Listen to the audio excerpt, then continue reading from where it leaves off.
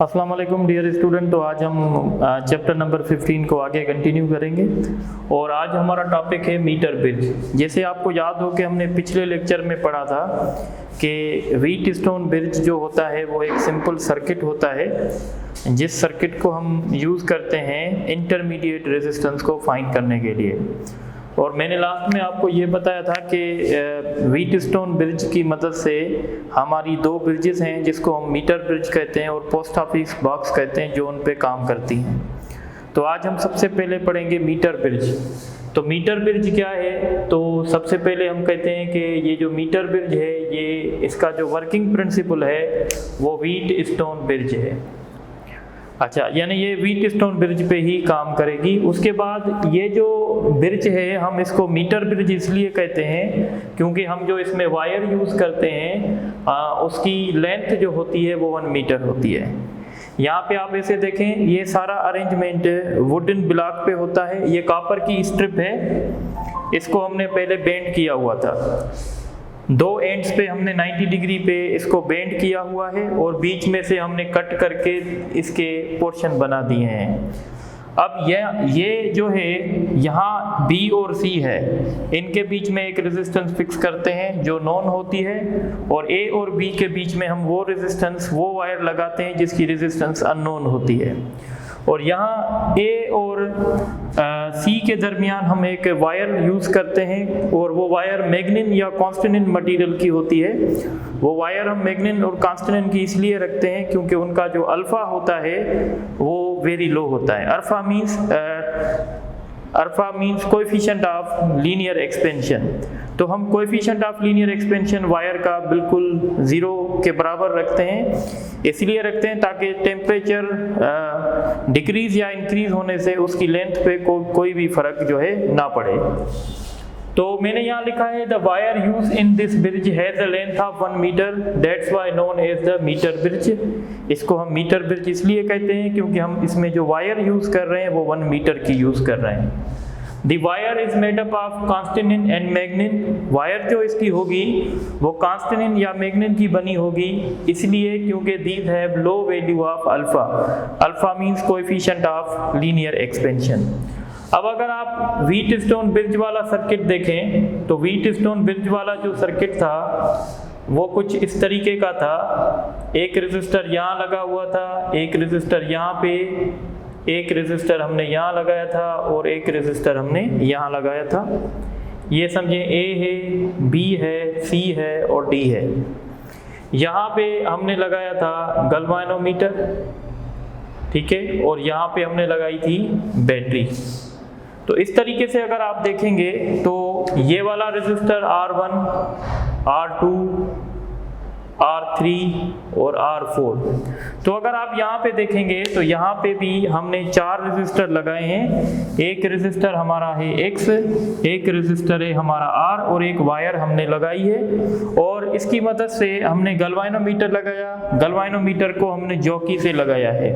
अब हम क्या करेंगे, जॉकी को इस कांस्टेंट वायर के ऊपर हम मूव करवाते जाएंगे, तब तक मूव करवाएंगे जब तक हमें नल पॉइंट दे दे।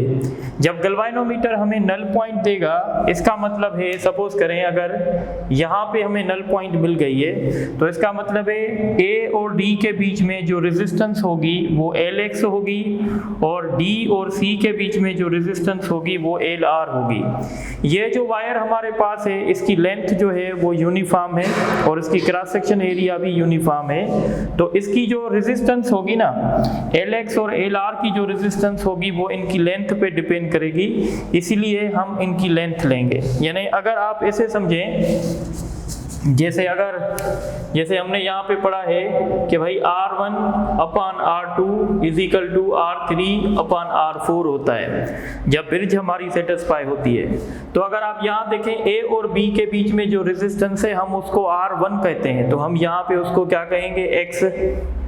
B और C के बीच में जो रेजिस्टेंस है उसको R2 कहते हैं, यहाँ पे हम इसको कहेंगे R इज इक्वल टू। अब इस पोर्शन की जो लेंथ होगी ना, अब सपोज करें कि हमारा जो मैग्नीन मटेरियल है उसकी रेजिस्टेंस पर यूनिट लेंथ जो है ना वो रो है। अगर रो इनकी रेजिस्टेंस पर यूनिट लेंथ है तो टोटल जो हमें रेजिस्टेंस मिलेगी ना, वो रेजिस्टेंस कैसे मिलेगी, रो एल एक्स से हम मल्टीप्लाई करेंगे। तो ए और डी के बीच में जो रेजिस्टेंस है, ए और डी के बीच में जो रेजिस्टेंस है वो R3 कहलाएगा, और यहाँ पे वो होगा रो एल एक्स, और यहाँ पे हम लिखेंगे रो एल आर। रो से कैंसिल हो जाएगा, तो x फाइंड करने का रिजल्ट होगा L X L R multiplied by R. अब ये एल एक्स क्या है, तो एल एक्स है length of null point from left, यानी जहाँ पे हमें नल पॉइंट मिली है उसके लेफ्ट से कितना डिस्टेंस है, और जो डिस्टेंस लेफ्ट नल पॉइंट की राइट साइड पे होगा उसको हम एल आर कहेंगे। तो ये या तो आपको एल आर मिला होता है या तो एल एक्स मिला होता है, क्योंकि इसकी पूरी लेंथ 1 मीटर होती है। अगर मैं कहता हूँ एल एक्स 20 सेंटीमीटर है तो अंडरस्टूड है एल आर आपका 80 सेंटीमीटर होगा। तो फिर आप इस फार्मूले से जब सॉल्व करेंगे तो आपको अननोन रेजिस्टेंस जो है वो मिल जाएगी। तो इस तरीके से हम मीटर ब्रिज से अननोन रेजिस्टेंस फाइंड कर सकते हैं। उसके बाद हमारा टॉपिक है पोस्ट ऑफिस बॉक्स। तो पोस्ट ऑफिस बॉक्स जो है ना वो एक कॉम्पैक्ट हम कहते हैं इंस्ट्रूमेंट है। ये भी व्हीटस्टोन ब्रिज पे काम करेगी, पर मीटर ब्रिज क्योंकि वो लेंथ में या साइज में बहुत बड़ी होती है, ये एक कॉम्पैक्ट डिवाइस होती है जो एक बॉक्स के अंदर बंद होती है। It is a compact instrument which works on the principle of Wheatstone bridge। इसमें अंदर रेजिस्टेंस बिल्ट इन होते हैं, जैसे आप देख रहे हैं ए और बी के बीच में ये रेजिस्टेंस हमने क्रिएट किए हैं। इनके ऊपर यहाँ केप लगा होता है। अगर हम केप निकालेंगे इसका मतलब है हमने रेजिस्टेंस क्रिएट कर दी। अगर हमें ए और बी के बीच में रेजिस्टेंस 1 ओम की क्रिएट करनी होगी तो ये केप हम निकाल देंगे। अगर 10 की क्रिएट करनी होगी तो ये वाला निकाल देंगे। तो ये रेजिस्टेंस ए और बी के बीच में है, ये रेजिस्टेंस ए और सी के बीच में है। इस तरीके से ए और डी के बीच में ये सारी रेजिस्टेंस हमारे पास है। हमने क्या किया है कि ये ए वाला जो टर्मिनल है हम इसको यहाँ ले आए हैं, और जो बी वाला टर्मिनल है हम उसको यहाँ ले आए हैं। यानी इसका मतलब ये होगा कि ए और बी हमारे ये टर्मिनल होंगे। अब अगर हम इसको व्हीटस्टोन ब्रिज की तरह देखें तो व्हीटस्टोन ब्रिज की तरह हम इसको ऐसे देख सकते हैं। ये हमें दोबारा सर्किट बनाना पड़ेगा। तो ये 4 रेजिस्टर्स हो गए, और यहाँ पे हम लगाएंगे गैल्वेनोमीटर, और यहाँ पे हम लगाएंगे बैटरी। तो अगर आप देखें ये ए है, ये बी है, ये सी है, ये डी है। ए और बी के बीच में जो रेजिस्टेंस है यहाँ पे हम अज्यूम करते हैं वो P है, और बी और सी के बीच में जो रेजिस्टेंस है वो Q है। और इसी तरह डी और सी के बीच में ये देखें ये सी है और ये डी है।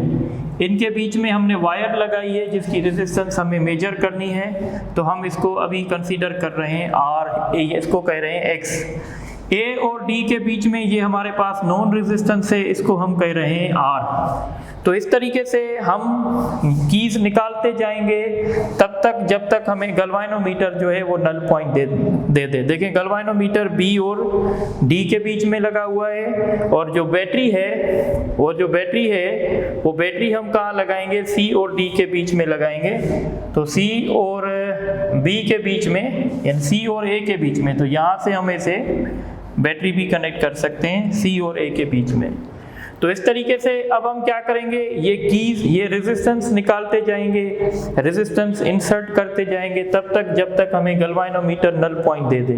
जब गैल्वेनोमीटर हमें नल पॉइंट देगा तो ये उसूल अप्लाई होगा R1 upon R2 is equal to R3 upon R4। यहाँ पे R1 जो है वो P है, R2 जो है वो Q है, और R3 जो हमने अज्यूम किया है वो R है जो नॉन रेजिस्टेंस होगी, और R4 जो है वो X है यानी इस वायर की रेजिस्टेंस होगी।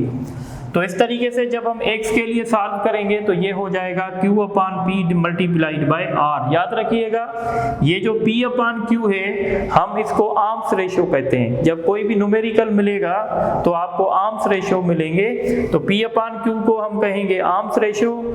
तो फिर जब आपको आर्म्स रेशियो मिलेंगे, नॉन रेजिस्टेंस मिलेगा, तो आप अननोन रेजिस्टेंस फाइंड कर देंगे।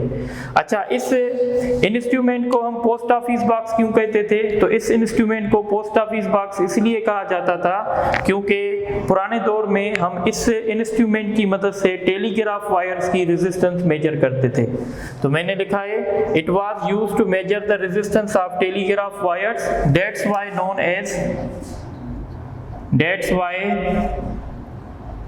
नोन एज मीटर ब्रिज, इसलिए इसको that's why known as post office box, इसलिए इसको पोस्ट ऑफिस बॉक्स कहा जाता है।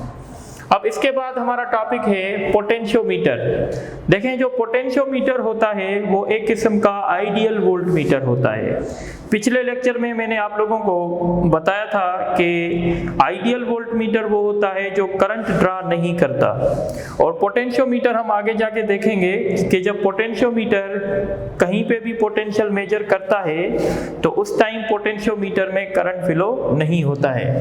So it is an ideal volt meter because it does not draw any load current. याद रखिएगा एंट्री टेस्ट में क्वेश्चन आ सकता है कि कौन सा इंस्ट्रूमेंट आइडियल वोल्ट मीटर है, तो याद रखिएगा पोटेंशियोमीटर। पोटेंशियोमीटर से हम क्या कर सकते हैं, it is used to measure the potential difference, दो पॉइंट्स के बीच में पोटेंशियल डिफरेंस मेजर कर सकते हैं।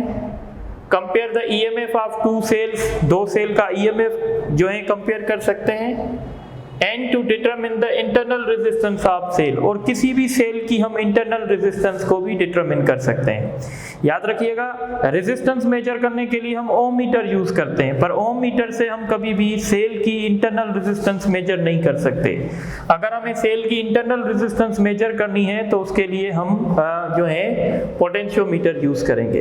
पोटेंशियोमीटर जो है वो किस उसूल पे काम करता है तो समझें, it works on the fact, ये इस हकीकत पे वर्क करता है that when a constant current flows through a uniform wire, जब कोई कांस्टेंट करंट एक यूनिफॉर्म वायर में फ्लो करेगा, then potential difference between two points is directly proportional to the length of wire between these two point. अब देखें, suppose करें ये हमने एक सेल लगाया और ये हमारे पास एक यूनिफॉर्म क्रॉस सेक्शन एरिया की एक वायर है। पोटेंशियोमीटर में बेसिकली पोटेंशियोमीटर होता क्या है, तो हम कहते हैं एक यूनिफॉर्म वायर होती है जो हम किसी बोर्ड पे लगा देते हैं, इसको हम पोटेंशियोमीटर कहते हैं। अब पोटेंशियोमीटर का हम असूल समझते हैं। पोटेंशियोमीटर इस फैक्ट पे काम करता है कि जब इस वायर में, ये वायर यूनिफॉर्म है और जब इसमें कांस्टेंट करंट फ्लो करेगा तो दो पॉइंट्स के बीच में जो पोटेंशियल डिफरेंस होगा वो इनकी लेंथ पे डिपेंड करेगा। मसलन अगर हम ए और बी पॉइंट्स, ए और सी पॉइंट के बीच में पोटेंशियल डिफरेंस देखना चाहते हैं, या अगर हम ए और डी के बीच में देखना चाहते हैं, तो ए और सी के बीच में जो पोटेंशियल डिफरेंस होगा वो कम होगा, ए और डी के बीच में पोटेंशियल डिफरेंस ज्यादा होगा। करंट कैसे फाइंड करेंगे, तो पोटेंशियल डिफरेंस बिटवीन AC, इसका फार्मूला होगा current multiplied by resistance between AC।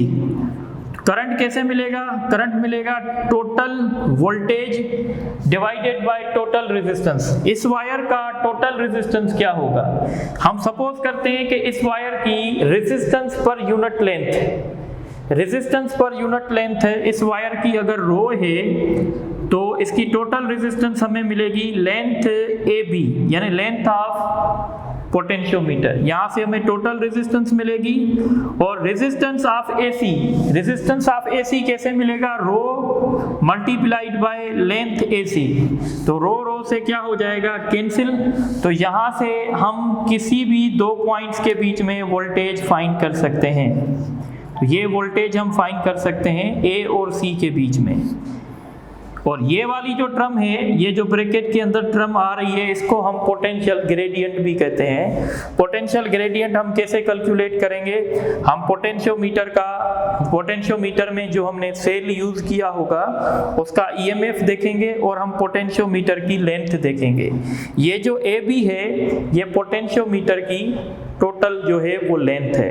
तो हम स्टैंडर्ड सेल का ईएमएफ हमें पता होगा और इसी तरीके से हमें पोटेंशियोमीटर की लेंथ पता होगी।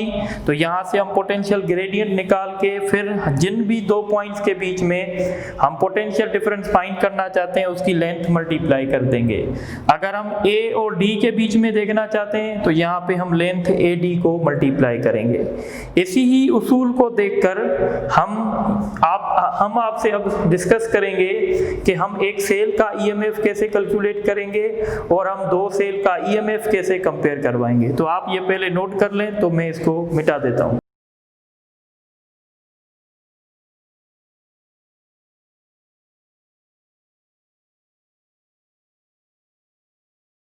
अच्छा, अब जैसे मैंने बताया आप लोगों को थोड़ी देर पहले कि पोटेंशियोमीटर जो होता है वो किसी सेल का ईएमएफ भी कैलकुलेट कर सकता है।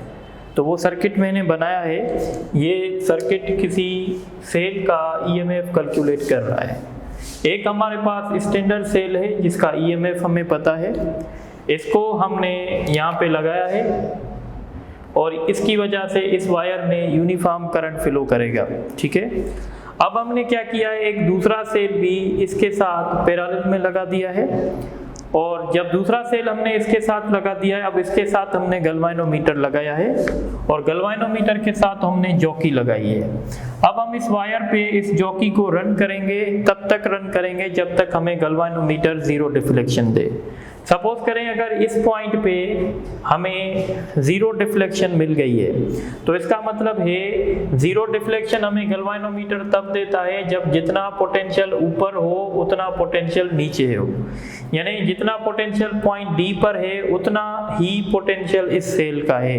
क्योंकि गैल्वेनोमीटर हमें जीरो डिफ्लेक्शन दे रहा है, इसका मतलब है गैल्वेनोमीटर के अक्रॉस वोल्टेज जो है सेम है, इसीलिए गैल्वेनोमीटर हमें जीरो वोल्टेज दे रहा है। अब थोड़ी देर पहले जैसे मैंने बताया था, इसका मतलब है अब हमें अगर इस सेल का ईएमएफ कैलकुलेट करना है तो उसके लिए हमें वोल्टेज चाहिए ए और डी के बीच में।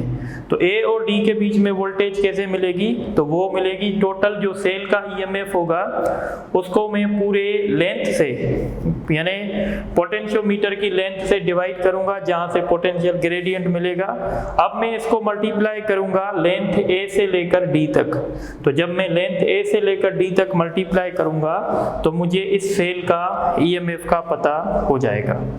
और इस दौरान आपने देखा कि जब ईएमएफ सेल का मेजर हम कर रहे थे तो उस दौरान जो है गैल्वेनोमीटर में जीरो करंट फ्लो हो रहा था। तो इसलिए हम कहते हैं कि जो हमारा पोटेंशियोमीटर है वो एक आइडियल वोल्टमीटर है। Potentiometer used to compare the EMF of two cells. Potentiometer दो सेल का ईएमएफ भी कंपेयर करवा सकता है। अब कैसे, ये देखें हमारा स्टैंडर्ड सेल है, ठीक है। तो सबसे पहले हम की वन क्लोज करेंगे, की वन क्लोज करके हम इसकी नल पॉइंट देखेंगे।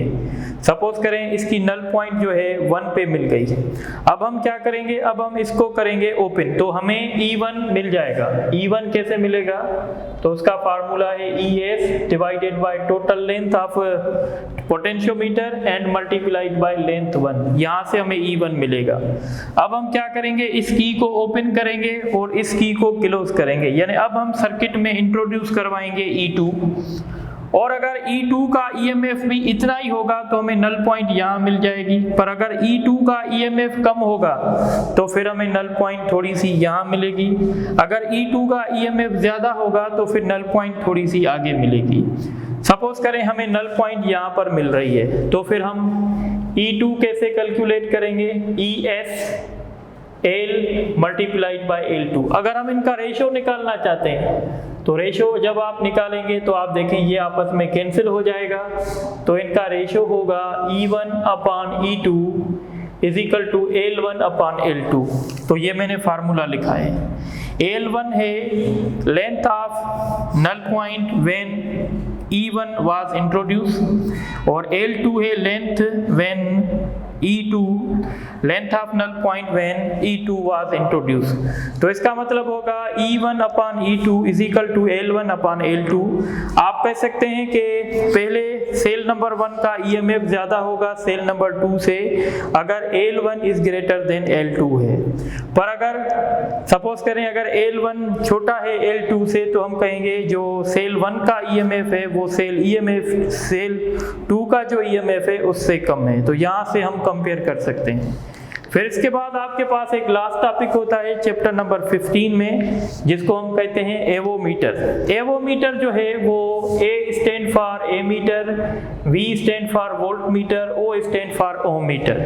यानी हम कहते हैं कि एवोमीटर एक किस्म का मल्टीमीटर होता है जिसमें हम सिंगल गैल्वेनोमीटर यूज करते हैं और उसके साथ हम फंक्शन सिलेक्टर स्विच यूज करते हैं। यानी स्विच की मदद से हम उसका फंक्शन सिलेक्ट करते हैं कि अब हम इस इंस्ट्रूमेंट को एज अ वोल्ट मीटर के तौर पे चलाएंगे या हम इसको एज अ ओम मीटर के तौर पे चलाएंगे या हम इसको एज अ जो है वोल्ट मीटर के तौर पे चलाएंगे।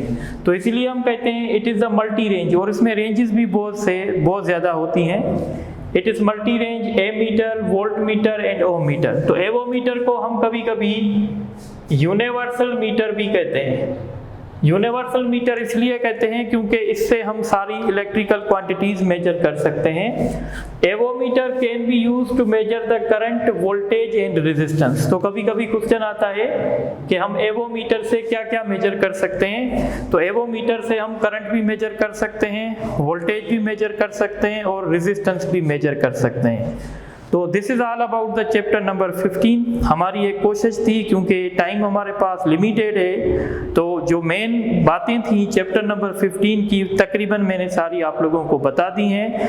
आप इस चैप्टर के MCQs भी देखें। इंशाल्लाह मैं टेस्ट भी आपको फिजिकल क्लासेस में दे दूंगा या अपलोड भी करवा दूंगा। अब हम क्वेश्चन करते हैं, देखें MCQs। अच्छा, इस चैप्टर के जो ज़्यादातर MCQs आते हैं ना वो यही आते हैं कि हम गैल्वेनोमीटर से वोल्ट मीटर कैसे बनाएंगे, हम गैल्वेनोमीटर से ए मीटर कैसे बनाएंगे, या व्हीटस्टोन ब्रिज पे कौन कौन सी ब्रिजेस जो हैं वो वर्क करती हैं, या कभी कभी व्हीटस्टोन ब्रिज पे न्यूमेरिकल आ जाएगा, कभी कभी एम मीटर पे न्यूमेरिकल आएगा, वोल्ट मीटर पे आएगा, जो मैंने पिछले लेक्चर में आपको करवाए हैं। तो ज़्यादा टेंशन लेने की ज़रूरत नहीं है, सिर्फ ये बातें आपको याद रखनी पड़ेंगी। So in Wheatstone bridge, if R1 is 20, R2 is 40, R3 is 60, find R4। तो हमें पता है कि Wheatstone bridge का उसूल है R1 upon R2 is equal to R3 upon R4। तो R1 की जगह हम रखेंगे 20, यहाँ रखेंगे 40, R3 की जगह रखेंगे 60, R4 हमें फाइंड करना है। तो ये होगा 1/2। तो R4 हो जाएगा 60 मल्टीप्लाइड बाय 2 यानी 120। तो इसका राइट ऑप्शन जो है C होगा। उसके बाद क्वेश्चन है which of the following works on the principle of Wheatstone bridge. तो व्हीटस्टोन ब्रिज पे मैंने बताया था मीटर ब्रिज भी काम करती है, पोस्ट ऑफिस बॉक्स भी काम करती है, इसीलिए इसका ऑप्शन होगा बोथ A एंड C। उसके बाद एक न्यूमेरिकल है, in metre bridge the null point is obtain 25 centimetre from left. इसका मतलब है ये LX दिया जा रहा है विथ नॉन रेजिस्टेंस, और जो नॉन रेजिस्टेंस है वो है 45 ओम्स। अच्छा, अगर LX 25 है तो LR आपको नहीं दिया जाएगा, LR आप खुद फाइंड करेंगे। LR कैसे फाइंड करेंगे? आपको पता है पूरे मीटर ब्रिज की लेंथ 100 सेंटीमीटर यानी 1 मीटर होती है, तो ये 25 हो गई, तो अंडरस्टूड है LR जो है 75 होगी। अब यहाँ से आप अननोन रेजिस्टेंस फाइंड कर सकते हैं। फार्मूला हमने पढ़ा था, वो फार्मूला था LX upon LR multiplied by R। तो LX जो है हमारा 25 है, ये 75 है, R जो है वो 75 है, सॉरी 45 है, तो 1 और 3 और ये 15। तो इसका राइट ऑप्शन जो है 15 होगा। उसके बाद ये थोड़ा सा नीचे फोकस करें इसको। So in post office box the arms ratio are 10:1। arms ratio हम किसको कहते हैं? P अपान Q को ये 10/1 है, and the null point is obtained at a resistance of 20 ohm, और जो नॉन रेजिस्टेंस इसमें हमने सेट की है वो 20 ओम की है। आपसे अननोन रेजिस्टेंस पूछ रहा है, तो अननोन रेजिस्टेंस का फार्मूला मैंने बताया था Q upon P multiplied by R। ये जो आर्म्स रेशो मिलता है ये P अपान Q होता है, तो जो भी आपको आर्म्स रेशो मिलेगा आप उसका इन्वर्स करेंगे। तो जब आप इसका इन्वर्स करेंगे तो ये होगा 1/10, नॉन रेजिस्टेंस 200 है ना, मल्टीप्लाइड बाय 200, तो ये हो जाएगा 20 ओम। तो ये इसका राइट ऑप्शन होगा। इसके बाद यहाँ पे फोकस करें, क्वेश्चन है which of the following instrument measures the voltage between 2 point accurately. तो जब एक्यूरेसी की बात होगी ना तो हम कहेंगे कि सबसे जो बेस्ट एक्यूरेसी के हिसाब से जो हमारा मीटर है जो वोल्टेज मेजर कर सकता है वो है पोटेंशियोमीटर। तो इसका ऑप्शन सी होगा। फिर उसके बाद क्वेश्चन है the accuracy of potentiometer depends upon. तो पोटेंशियोमीटर की जो एक्यूरेसी होती है वो डिपेंड करती है लेंथ पे। जितनी लेंथ पोटेंशियोमीटर की ज़्यादा होगी उतनी उसकी एक्यूरेसी ज़्यादा होगी। तो इसलिए इसका ऑप्शन होगा लेंथ ऑफ इट्स वायर। ठीक है। उसके बाद क्वेश्चन है the potentiometer is known as ideal voltmeter because. तो पोटेंशियोमीटर को हम आइडियल वोल्टमीटर क्यों कहते हैं? तो थ्योरेटिकल डिस्कशन में मैंने बताया हुआ है कि जो हमारा पोटेंशियोमीटर होता है वो आइडियल वोल्टमीटर इसलिए होता है क्योंकि वो करंट ड्रा नहीं करता। तो हम कहेंगे it does not draw current. उसके बाद क्वेश्चन है the potentiometer was used to compare the EMF of two cells if ratio of their null points is 1:3 then ratio of their EMF. तो EMF का रेशियो 3:1 होगा या 1:9 होगा या 3:9:1 होगा या 1:3 होगा।